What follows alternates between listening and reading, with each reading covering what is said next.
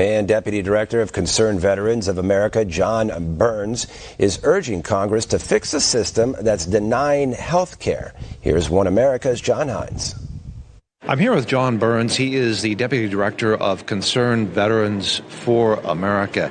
And John, you are here. This is an annual event for Concerned Veterans of America, CVA. You have a fly-in.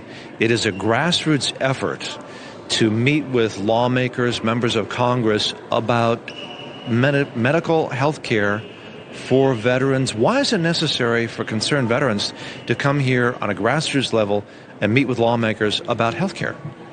Well, the short answer is because the VA is not doing the right thing. Concerned Veterans for America every year has this event. We call it Vets on the Hill, VOTH, but Vets on the Hill.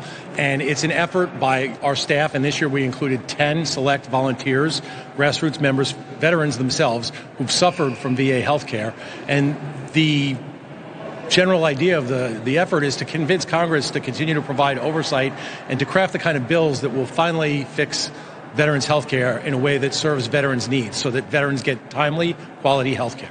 What specifically is the problem with VA health care? Because I know a lot of people have heard years ago there were problems with some of these clinics, and I think people feel like maybe Congress already addressed some of these issues, but apparently not, and apparently COVID had something to do with this. What's going on? Well, COVID had an impact, and just typical bureaucratic inertia has had a huge impact. The VA is the second largest federal agency in terms of budget and in terms of the number of employees it has. It's a highly unionized workforce, and like any federal institution, it very much looks out for its own interests, and it tends to mistake the interests of its employees and of itself as an institution with the interests of the veterans that it serves. Now, there's a concept that you introduced me to. It's called community care with regard to veterans, and I'm sensing that maybe this is not just a funding issue, but there might be something else going on here. Can you unpack that a little bit for us? Absolutely. So in 2018, there was a bill passed called the VA Mission Act. Extending community care was part of the bill. In 2019, the Department of Veterans Affairs rolled out access and eligibility standards, things like if you have to wait more than 28 days for primary care or more than 20 days for specialty care, or drive more than 60 minutes for primary care or 30 minutes for specialty care, then you get assigned community care. You have the option to go out and be referred into the community. But the VA is doing everything it can to delay and deny those referrals. It took down a website that made it easy for veterans to figure this out. It has obfuscated and denied that it's doing this.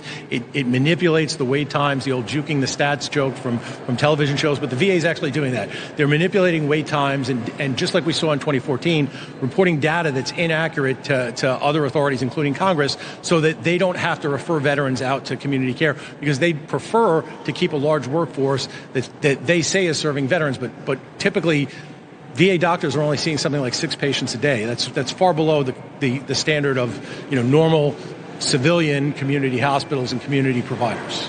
So it sounds like we're hearing words like choice, competition, which may basically improve service as it does in the private sector, and that sounds like what we're hearing about right now. Is that right? Yeah, absolutely. I mean, we've mentioned this before when we've chatted, but the VA, the way it operates looks a lot like public sector schools, right? They don't want competition very often. They prefer to have the client, whether it's students, children, or veteran patients, they prefer to have them come in-house because it's better for the institution, it's better for the employees there. But at the end of the day, they're not identical interests, right? The VA interests are not exactly the same interests as veterans have, and the difference is with education, we're getting children who aren't getting the education they deserve. Here we're getting veterans, sometimes elder veterans, often veterans who've suffered already for their country and have afflictions because of their service, and they're not getting the health care they deserved. And again, delayed health care is denied health care, and denied health care leads to veterans dying. Thank you very much, John Byrnes, Thank you, sir. Deputy Director, Concerned Veterans for America.